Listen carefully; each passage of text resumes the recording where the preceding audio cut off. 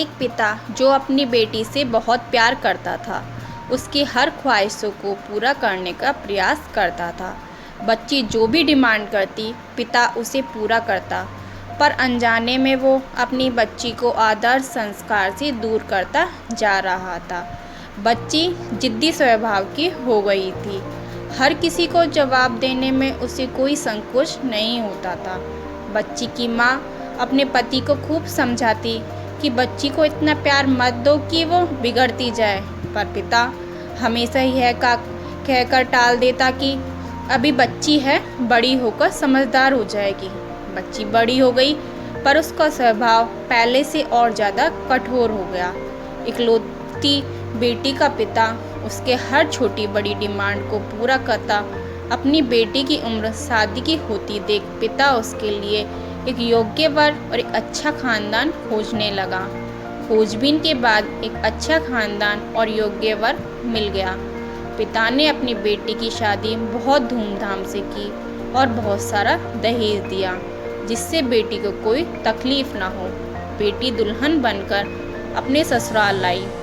2 दिन तो सब ठीक से था, पर तीसरे दिन तो उस घर के लोग उसका व्यवहार देखकर चकित रह गए।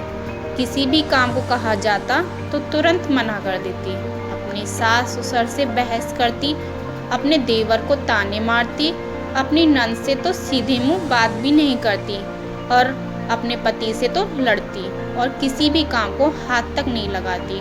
सुबह देर तक सोती और पूरा दिन टीवी देखती रहती।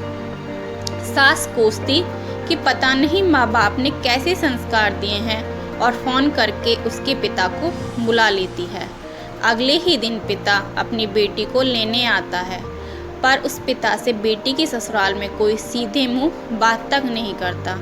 सब मुंह मोड़कर चले जाते हैं। पिता सास से कहता है कि बहन जी, बेटी को ले जा रहा हूँ, 4-5 दिन बाद छोड़ने आऊँगा।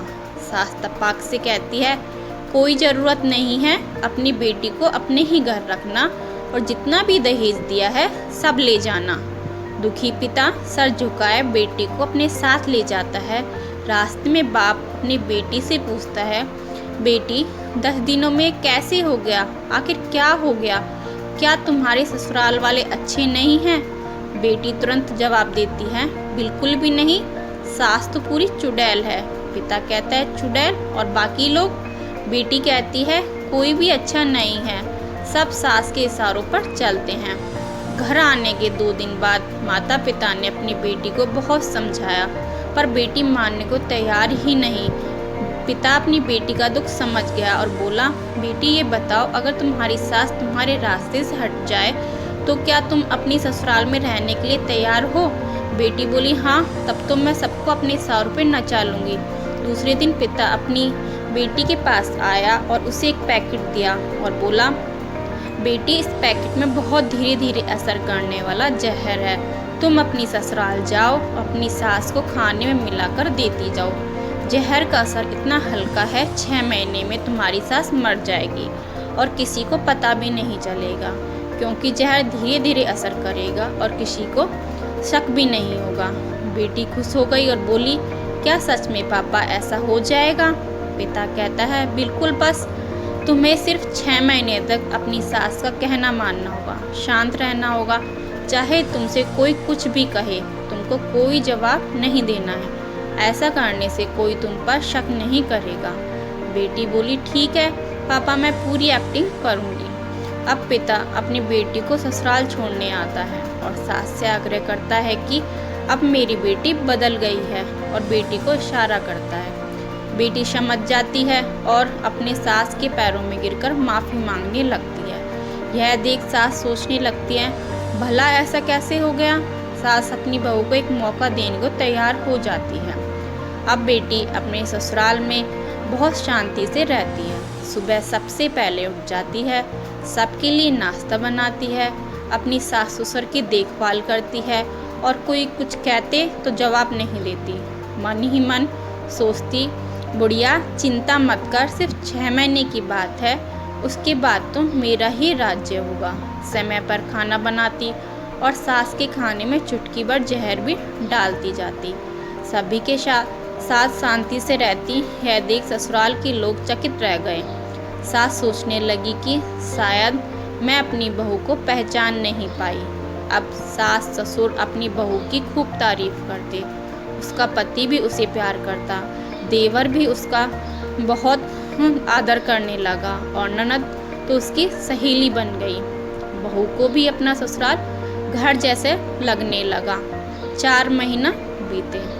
अब सास के खाने में जहर डालते समय उसके हाथ कांपने लगे। सास ने घर की चाबी अपनी बहू को दे दी। अब सास उसे माँ जैसी लगने लगी। बेटी अपने पिता के घर आई और रोते हुए बोली, पापा माँ को बचा लो। मैं 4 महीने उन्हें जहर देती आई, पर मैं चाहती हूँ वो जिंदा रहे। पिता ने कहा, अरे वो तो चुड़ैल थी। बेटी बोली, पापा ऐसा मत कहो, वो तो मेरी सगी माँ से भी अच्छी है, और रोने लगी। अपनी बेटी को रोता देख पिता मुस्कुराए और अपनी बेटी के आंसू पोंछते हुए बोले, बेटी तू चिंता मत कर, तेरी सास को कुछ नहीं होगा, वो जहर नहीं था, वो तो सिर्फ सफ़ेद पाउडर था। ये सब मैंने तुझे यह एहसास दिलाने के लिए किया था कि तेरी सास ससुर पति देवर नंद बुरे नहीं हैं, और बल्कि ये तेरा व्यवहार और उनके प्रति गुस्सा था। अब जब तूने अपना व्यवहार बदला तो सब कुछ बदल गया।